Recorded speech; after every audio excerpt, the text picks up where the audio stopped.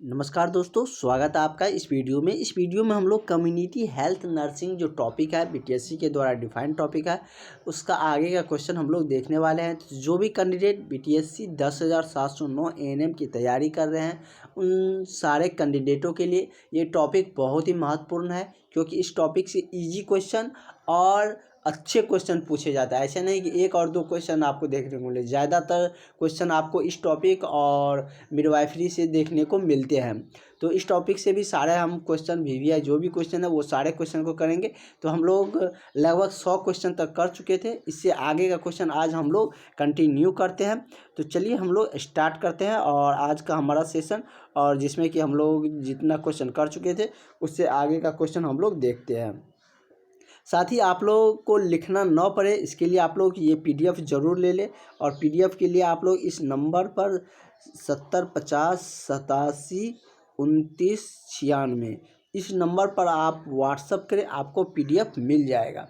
तो पीडीएफ लेने से आपको फ़ायदा होंगे कि आप दोबारा इसको पढ़ सकते हैं, लिखना भी नहीं पड़ेगा, और कभी भी मन चाहे तो आपके मोबाइल में रहेगा तो आप पढ़ सकते हैं। ज़रूर ले लें, आपके पास समय भी कम बचा हुआ है। इतने दिन में आप जितने क्वेश्चन कर पाइएगा वो आपके लिए बहुत ही बेनिफिट और बहुत ही लाभदायक होंगे, क्योंकि अब जहाँ से जो क्वेश्चन मिल रहा है उसको पढ़िए, क्योंकि ऑब्जेक्टिव क्वेश्चन है, कहाँ से आ जाता है। तो ये आपको मतलब होना चाहिए कि हमको सब क्वेश्चन आते रहे, इस अनुसार आपको पढ़ना चाहिए। तो कह रहा है कि निम्न में से कौन सी संदेश का कारण उत्पन्न बाधा है, मतलब संदेश के कारण का उत्पन्न बाधा है। संदेश का अस्पष्ट होना, या हम यदि बात करें तो उसमें दिया है संदेश का श्रवण दृष्टि उपकरणों का उपयोग करना, या संदेश का संक्षिप्त रूप होना, या संदेश का रुचिकर होना। तो इसका हम यदि देखें तो ये क्या हो जाएगा, मतलब कि जो संदेश है उसके कारण में जो उत्पन्न बाधा है वह क्या है, संदेश का संक्षिप्त रूप होना। इसका करेक्ट आंसर ऑप्शन नंबर आपका सी सही हो जाएगा। इस तरीके से नेक्स्ट क्वेश्चन हम लोग देखते हैं। अगला क्वेश्चन कह रहा है कि निम्न में से कौन सा कथन सही नहीं है। सही गलत वाले भी क्वेश्चन आपको देखने को मिलेंगे, 2-4 क्वेश्चन आपको सही गलत में से भी देखने को मिलेंगे। कह रहा है कौन सा इसमें से सही नहीं है। संचार की प्रक्रिया में समय दृढ़ता होनी चाहिए, मतलब संचार की जो प्रक्रिया होती है उसमें समय में दृढ़ता होनी चाहिए, ये तो सही है। श्रोताओं को शंका दूर करने के लिए प्रोत्साहित करना चाहिए, ये भी सही है। जब भी किसी भी मामले में यदि श्रोताओं को शंका होती है तो उसे प्रोत्साहित करना चाहिए। तीसरा है संचार में प्रोपक द्वारा श्रोताओं पर सीखने के लिए दबाव डालना चाहिए, ये तो गलत है। दबाव डालकर आप नहीं सिखा सकते, अगर दबाव डालिएगा तो वहाँ से दूर चला जाएगा, कोई भी श्रोता है तो दूसरे में चला जाएगा। तो इसीलिए ये क्या हो जाएगा, हमारा जो इस क्वेश्चन का आंसर सही यही हो जाएगा, क्योंकि वह कह रहा था कि कौन इसमें से सही नहीं है, तो ये वाला सही नहीं है। अगला है कि निम्न में से कौन सा कथन सही नहीं है।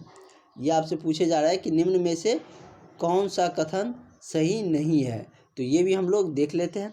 ये है कि एक पक्षीय संदेश द्विपक्षीय संदेश की अपेक्षा अधिक प्रभावी होता है।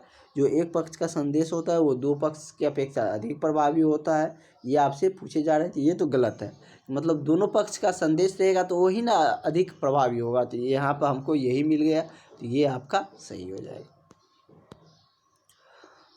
अगला क्वेश्चन है कि निम्न में से किस श्रवण उपकरण का वृहद स्तर पर शिक्षा हेतु किया जाता है। रेडियो श्रवण मतलब जो सुनाई देती है, रेडियो, सेमिनार, इंटरनेट या पत्रिका। तो ये क्या हो जाएगा, रेडियो। कह रहा है कि निम्न में से किस श्रवण उपकरण का उपयोग वृहद स्तर पर, मतलब ज़्यादातर स्तर पर किया जाता है। सेमिनार तो सब जगह किया नहीं जा सकता है, लेकिन रेडियो के जरिए सब कुछ सभी जगह पहुंचाया जा सकता है, वृहद स्तर पर ज़्यादातर स्थानों पर पहुंचाया जा सकता है। तो ये क्या हो जाएगा, मतलब कि रेडियो सही इसका आंसर हो जाएगा। अगला है कि निम्न में से समूह स्तर पर किस शिक्षण विधि का उपयोग किया जाता है। तो सेमिनार का, या कार्यशाला का, अभिनय का, या इनमें से सभी। तो सभी हो जाएगा, कि मतलब कि शिक्षण विधि का जो उपयोग किया जाता है, सेमिनार के द्वारा भी शिक्षण दिया जाता है, प्रयोगशाला कार्यशाला में भी, अभिनय के द्वारा भी। इसका करेक्ट आंसर क्या हो जाएगा? सभी हो जाएगा। और सभी वाला देखिए ना, आपको अगर लग रहा है कि 2 सही है, तीसरा आपको पता नहीं चल रहा है, तो सभी मार दीजिएगा, उसमें वही हो जाता है। अगला हम लोग देखते हैं कि निम्न में से कौन सी स्वास्थ्य शिक्षा विधि अधिक प्रभावी है? एक पक्षीय विधि, द्विपक्षीय विधि, या उपदेशात्मक विधि, या सभी। तो इसका क्या हो जाएगा? मतलब कि स्वास्थ्य शिक्षा का जो अधिक प्रभावी है वो क्या है? द्विपक्षीय विधि है। क्या है? द्विपक्षीय विधि। तो इसका correct answer option number B सही हो जाएगा। अगला है कि गृह मुलाकात किस प्रकार की व्यवस्था स्वास्थ्य शिक्षा विधि का उदाहरण है? गृह मुलाकात व्यक्तिगत स्तर पर, समूह स्तर पर, या वृहद स्तर पर, या सभी स्तर पर। यदि व्यक्तिगत मुलाकात कर मतलब कि गृह मुलाकात करते हैं, एक घर से दूसरे घर में जाते हैं, तो वो क्या हो जाएगा? व्यक्तिगत स्तर हो जाएगा, समूह स्तर तो होगा नहीं। तो इसका करेक्ट आंसर क्या हो जाएगा? ऑप्शन नंबर आपका ए सही हो जाएगा। वही नेक्स्ट क्वेश्चन हम लोग देखते हैं। नेक्स्ट क्वेश्चन कह रहा है कि निम्न में से चॉक टॉक विधि मतलब कौन सी है? समूह चर्चा, या व्याख्यान, या सेमिनार, या संगोष्ठी। ये क्या हो जाएंगे? मतलब व्याख्यान है। इसका कौन सी विधि है? व्याख्यान विधि है। अगला क्वेश्चन की तरफ हम लोग बढ़ते हैं। अगला क्वेश्चन कह रहा है कि निम्न में से कौन सी समूह विधि नहीं है? समूह का विधि नहीं है। नुक्कड़ नाटक, अभिनय, समूह चर्चा, या पत्रिका। तो क्या हो जाएगा? मतलब कि नुक्कड़ नाटक भी समूह विधि है, मतलब एक समूह में मिलकर नाटक किया जाता है। अभिनय भी समूह विधि है। सामूहिक चर्चा तो समूह विधि मतलब कि है ही। पत्रिका समूह विधि नहीं है। तो वही कह रहा है कि इनमें से कौन समूह विधि नहीं है। तो इसका करेक्ट आंसर क्या हो जाएगा? ऑप्शन नंबर डी सही हो जाएगा। अगला है कि व्याख्यान विधि होती है। व्याख्यान विधि क्या होती है? छात्र केंद्रित, या शिक्षक केंद्रित, या चर्चा केंद्रित, या कोई नहीं। तो व्याख्यान विधि जो होती है वह क्या होती है? शिक्षक केंद्रित होती है। क्या होता है? शिक्षक केंद्रित। इसका correct answer option number B सही हो जाएगा। अगला है कि नर्सिंग छात्रों को सभी प्रायोगिक विषय वस्तु को समझने के लिए कौन सी विधि प्रभावी है?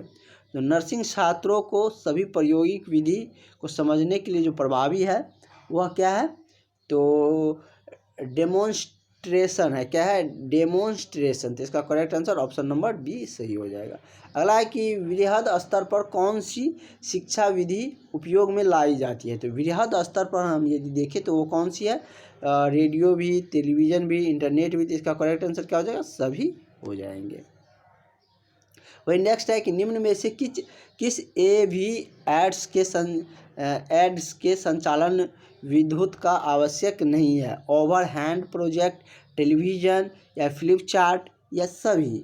तो क्या हो जाएगा? मतलब फ्लिप चार्ट इसका संचालन विधि की आवश्यकता नहीं है। तो इसका correct answer option number C सही हो जाएगा। अगला है कि ओवरहेड प्रोजेक्ट में किस लेंस का उपयोग किया जाता है? उत्तल लेंस का, अवतल लेंस का, या उभयोत्तल लेंस का, या समतल लेंस का। तो ओवरहेड जो प्रोजेक्ट होता है, हेड प्रोजेक्ट, उसमें हम यदि लेंस की देखें तो किस लेंस का प्रयोग होता है? तो उत्तल लेंस का। तो इसका correct answer option number A सही हो जाएगा। अगला है कि निम्न में से कौन सा दृश्य उपकरण विजुअल ऐड नहीं है? मॉडल, चार्ट, मायक, या पोस्टर। तो विजुअल उपकरण नहीं है वो क्या है? कि मतलब मायक एक विजुअल एड्स नहीं है। तो इसका करेक्ट आंसर ऑप्शन नंबर आपका सी हो जाएंगे। अगला है कि IMNCI कह रहा है कि कार्यक्रम शुरू कब किया गया? सन 1905 में, या 2005 में, या 2006 में, या 2007 में, या 2008 में। तो IMNCI कार्यक्रम जो शुरू किया गया था वह कब किया गया था? तो 2006 में किया गया था। कब किया गया? 2006 में। अगला है कि जननी सुरक्षा योजना कब शुरू की गई थी? 2002 में, 2003 में, 2004 में या 2005 में? तो जननी सुरक्षा योजना कब शुरू किया गया था? तो 2005 में जननी सुरक्षा योजना शुरू किया गया था। अगला है कि वंदे मातरम योजना शुरू कब की गई थी? तो वंदे मातरम की हम यदि बात करें तो वो 2004 में ही शुरू किया गया था। कब किया गया था? 2004 में। इसका करेक्ट आंसर ऑप्शन नंबर आपका सी सही हो जाएगा। इसी तरीके से हम लोग नेक्स्ट क्वेश्चन की तरफ बढ़ते हैं। नेक्स्ट क्वेश्चन कह रहा है कि आयुष चिकित्सा प्रणाली शुरू की गई थी, मतलब आयुष चिकित्सा जो आप लोग सुनते हैं वह कब शुरू किया गया था? तो ये आप लोग जानते भी होंगे। तो ये मतलब कि 2007 में शुरू किया गया था। कब शुरू किया गया था? तो 2007 में यह शुरू किया गया था। वही हम लोग नेक्स्ट क्वेश्चन की तरफ बढ़ते हैं। अगला क्वेश्चन कह रहा है कि राष्ट्रीय स्वास्थ्य बीमा योजना शुरू की गई, मतलब राष्ट्रीय स्वास्थ्य बीमा योजना कब शुरू किया गया था? 2002 में, 2004 में, 2008 में या 2010 में? तो राष्ट्रीय सुरक्षा बीमा योजना 2008 में शुरू किया गया था। कब शुरू किया गया था? 2008 में। तो इसी में थोड़ा सा आपको ईस्वी वाला ज़्यादा सवाल देखने को मिल रहा है और बाकी टॉपिक में ईस्वी वाले ज़्यादा सवाल आपको देखने को नहीं मिलेंगे। अगला है कि राष्ट्रीय स्वास्थ्य मिशन कब शुरू हुआ था? ये भी आपके लिए वीवीआई क्वेश्चन है, ये भी आपको जानना जरूरी है। जो कि स्वास्थ्य मिशन की हम यदि बात करें तो राष्ट्रीय स्वास्थ्य मिशन कब शुरू हुआ था? तो 2013 में यह शुरू किया गया था। ये क्वेश्चन भी आप टिक मार्क कर सकते हैं कि स्वच्छ भारत अभियान शुरू किया गया, क्योंकि जीके नहीं है इस टाइप के क्वेश्चन आपसे पूछे जाएंगे, क्योंकि आपके सिलेबस में जीके नहीं है। तो इस टाइप से क्वेश्चन जो बन रहे हैं इस सारे क्वेश्चन पर आप लोग ध्यान दीजिएगा। इस टाइप से क्वेश्चन आपको देखने को मिलेंगे। कह रहा है कि स्वच्छ भारत अभियान शुरू किया गया था कब? 2011 में, 2012 में, 2013 में या 2014 में? तो स्वच्छ भारत अधिनियम शुरू किया गया था कब? तो ये शुरू किया गया था 2014 में। कब किया गया था? 2014 में, जब नरेंद्र मोदी जी की सरकार आई थी तब यह शुरू किया गया था। अगला है कि 11वीं पंचवर्षीय योजना कब आई? मतलब जैसे कि पंचवर्षीय योजना चल रही है लगभग 1965 के आसपास, 51 से ही चल रही है। तो वही मतलब कि कह रहा है कि 5 साल की ये चलती है, जो कि रसिया से लिया गया ये योजना। तो वही कह रहे हैं कि 11वीं पंचवर्षीय योजना कब शुरू किया गया था? तो 11वीं पंचवर्षीय योजना की हम यदि बात करें तो वो आपको 2007 में शुरू किया गया था। 2007 में यह शुरू किया गया था। जो 11वीं पंचवर्षीय योजना नहीं सॉरी 2012 में यह शुरू किया गया था। इसका correct answer option number B हो जाएगा। अगला है कि सामुदायिक नर्स में निम्न में से कौन सा गुण होना चाहिए? मतलब सामुदायिक जो नर्स है उनमें निम्न में से कौन सा गुण होना चाहिए? टीम भावना या सामंजस्य या एकांत स्वभाव या ए और बी दोनों सही होंगे? तो यह क्या हो जाएगा? तो इसका ए भी सही है और बी भी सही है। तो इसका करेक्ट आंसर क्या हो जाएगा? मतलब डी हो जाएगा। टीम का भावना भी होना चाहिए सामुदायिक नर्स के लिए, या सामंजस्य भी होनी चाहिए। अगला है कि सामुदायिक नर्स का कार्य क्षेत्र नहीं है, मतलब सामुदायिक जो नर्स होती है उसका इनमें से कौन सा कार्य क्षेत्र नहीं है, वहाँ पर वह कार्य नहीं करती है? जैसे कि विद्यालय हो गया, स्वास्थ्य केंद्र हो गया, आंदोलन हो गया, परिवार हो गया। तो जो सामुदायिक नर्स होती है उसका कार्य क्षेत्र आंदोलन वाले नहीं है। तो ये इसका सही हो जाएगा। परिवार के लिए भी कार्य करता है, स्वास्थ्य केंद्र में भी, विद्यालय के लिए भी कार्य क्षेत्र इसका रखा गया है। वही अगला क्वेश्चन है। और बीटीएससी आपका जो सिलेबस दिया गया है वो निश्चित रूप से बहुत ही अच्छे सिलेबस है, जो कि आपके सिर्फ एएनएम के कोर्सेज से दिए गया है। इस बार जीके, जीएस और रीजनिंग सबको हटा दिया गया है। तो आपके लिए बहुत ही बेनिफिट और बहुत ही अच्छे हैं। अगला कार्य है कि निम्न में से सामुदायिक नर्स का कार्य क्या है? आकलन करना, नियोजन, मूल्यांकन या उपयुक्त सभी? तो सामुदायिक नर्स का इनमें से सारे काम है। क्या है कि मतलब आकलन करना भी है, नियोजन करना भी है, उसके मूल्यांकन भी करना। तो इसका करेक्ट आंसर क्या हो जाएगा? ऑप्शन नंबर डी हो जाएंगे। ये थोड़ा सा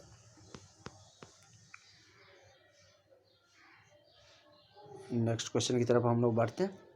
अगला क्वेश्चन कह रहा है कि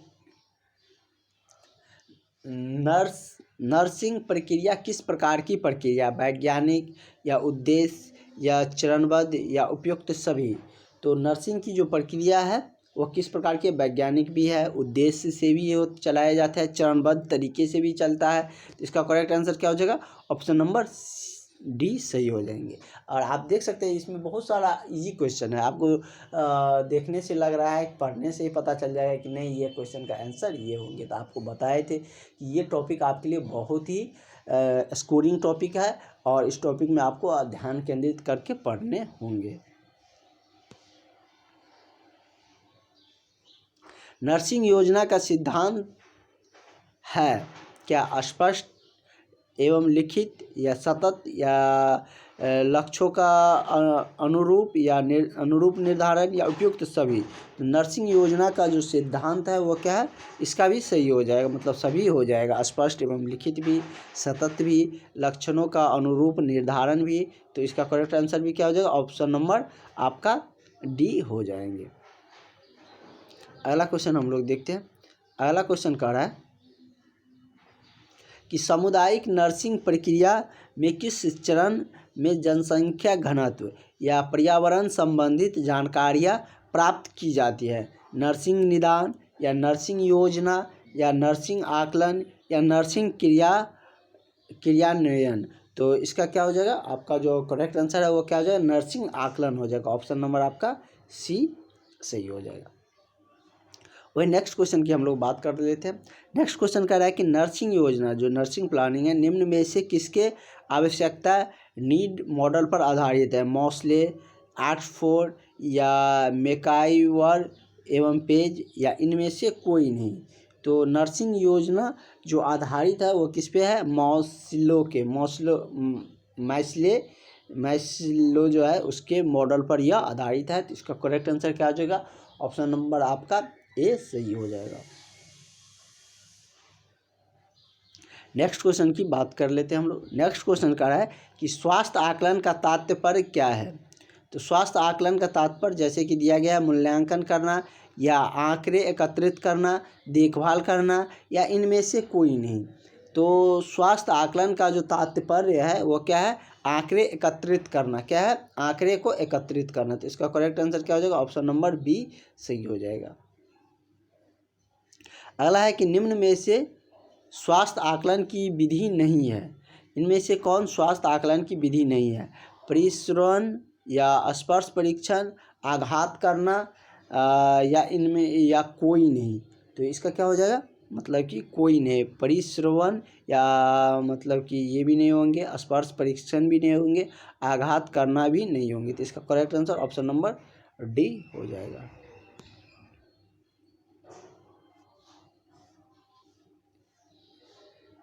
निम्न में से किस शारीरिक परीक्षण में आघात का परीक्षण किया जाता है। तो शारीरिक परीक्षण में जो आघात का परीक्षण किया जाए तो वह किस में है, परक्यूशन में। किस में, परक्यूशन में। तो इसका करेक्ट आंसर ऑप्शन नंबर आपका ए सही हो जाएगा। आगा है कि तापमापी में भरा जाता है, क्या भरा जाता है, तापमापी जो होती है इंस्ट्रूमेंट उसमें क्या भरा जाता है, हवा, पानी, द्रव या ठोस। तो तापमापी में क्या भरा जाता है, द्रव को भरा जाता है। किसको भरा जाता है, तो द्रव को तापमापी में भरे जाते हैं। नेक्स्ट क्वेश्चन हम लोग देखते हैं। 40 क्वेश्चन के आसपास हम लोग देख लेंगे, सब दिन 40 या 50, 50 क्वेश्चन या 40 क्वेश्चन हम लोग देखते हैं एक सेशन में। और दूसरे मतलब जो लेक्चर होंगे उसमें भी हम लोग 40 क्वेश्चन में या 50 क्वेश्चन देखेंगे, जिससे कि हमारा सब्जेक्ट जितना भी टॉपिक है सारे जल्द से जल्द क्विकली रिवाइज हो जाए।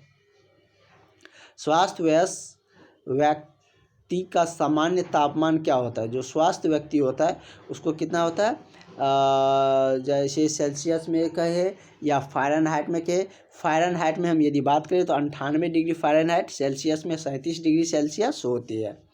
तो इसमें फ़ारेनहाइट में दिया है तो क्या हो जाएगा, 98 डिग्री फ़ारेनहाइट हो जाएगा। और इसको निकालने का भी तरीका है, आप इस फार्मूला से निकाल सकते हैं। जैसे कि इसका फार्मूला होता है C/5 बराबर F - 32/9 मतलब कि यदि आपको फ़ारेनहाइट दिया है तो यहाँ पर रखिए, सेल्सियस निकल जाएगा, सेल्सियस दिया है फ़ारेनहाइट में निकल जाएगा। अगला है कि शारीरिक आकलन का उपयोग है, मतलब शारीरिक आकलन का उपयोग किस में है? नर्सिंग देखभाल में, या रोग के निदान में, या उपचार की प्रगति में, या उपयुक्त सभी। तो नर्सिंग के आकलन का जो उपयोग है वह किस में होती है? तो ये आपका मतलब नर्सिंग देखभाल, रोगी के निदान या उपचार की प्रगति सभी में होती है। तो इसका भी करेक्ट आंसर क्या हो जाएगा? ऑप्शन नंबर डी सही हो जाएगा। अगला क्वेश्चन है कि स्टेथोस्कोप की सहायता से ज्ञात किया जाता है क्या? तापमान, हृदय दर, या बाल साउंड, या ए एंड बी दोनों। तो इसका क्या हो जाएगा? मतलब तापमान भी और हृदय दर भी स्टेथोस्कोप से किया, मतलब सहायता से ज्ञात किया जाता है। इसका correct answer option number D ही सही हो जाएगा।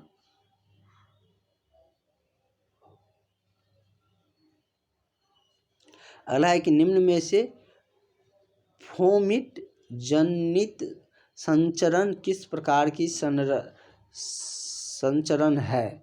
वाहन जनित, या वायु जनित, या प्रत्यक्ष संचरण, या अप्रत्यक्ष संचरण। तो यह किस प्रकार का संचरण है? तो इसका हम यदि देखें तो ये मतलब कि अप्रत्यक्ष संचरण है। किस प्रकार का? अप्रत्यक्ष संचरण है। ऑप्शन नंबर इसका डी सही हो जाएगा। अगला है कि संक्रमित हाथों द्वारा होने वाला रोग संचरण किस प्रकार का होता है? प्रत्यक्ष संचरण, अप्रत्यक्ष संचरण, वाहन जनित संचरण, या उपयुक्त सभी। तो यह किस प्रकार का संचरण है? तो अप्रत्यक्ष संचरण होता है। तो इसका correct answer option number B हो जाएंगे। अगला है कि रोग चक्र के चरण नहीं है, फास्टिजियम, या उद्भवन काल, या कन्वलेशन, या ऑटोक्लेविंग। तो रोग चक्र का जो चरण नहीं है वह क्या है? मतलब ऑटोक्लेविंग नहीं है। तो इसका करेक्ट आंसर क्या हो जाएगा? आपका ऑप्शन नंबर डी हो जाएंगे। अगला है कि प्राथमिक स्तर रोकथाम में निम्न में से किस कार्य का संपादन नहीं किया जाता है? संतुलित आहार का, या टीकाकरण का, पुनर्वास का, या पर्यावरणीय स्वच्छता का। यह किसका नहीं किया जाता है? तो पुनर्वास का नहीं किया जाता है। तो इसका करेक्ट आंसर ऑप्शन नंबर आपका सी सही हो जाएगा। नेक्स्ट क्वेश्चन देख लेते हैं। नेक्स्ट क्वेश्चन कह रहा है कि तृतीय स्तर रोकथाम में किस प्रकार का पुनर्वास किया जाता है?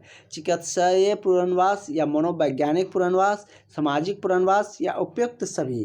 तो इसमें क्या कौन से पुनर्वास किया जाता है? तो सभी पुनर्वास इसमें तृतीय स्तर रोकथाम के लिए किए जाते हैं। अगला है कि थर्मामीटर की विसंक्रमित किया जाता है डिटॉल, या लाइसोल से, या सेवलान, या सभी। तो यह किससे किया जाता है? इसमें भी मतलब कि डिटॉल से भी किया जाता है, लाइसोल से भी किया जाता है, सेवलान से भी किया जाता है। तो इसका भी करेक्ट आंसर क्या हो जाएगा? ऑप्शन नंबर डी हो जाएंगे। नेक्स्ट है ऑटोक्लेव में तापमान रखा जाता है 100 डिग्री, या 121 डिग्री, या 180 डिग्री, या 151 डिग्री। तो ऑटोक्लेव में जो तापमान रखा जाता है वह कितना रखा जाता है? तो 121 डिग्री। कितना रखा जाता है? 121 डिग्री। वही नेक्स्ट क्वेश्चन हम लोग देख लेते हैं।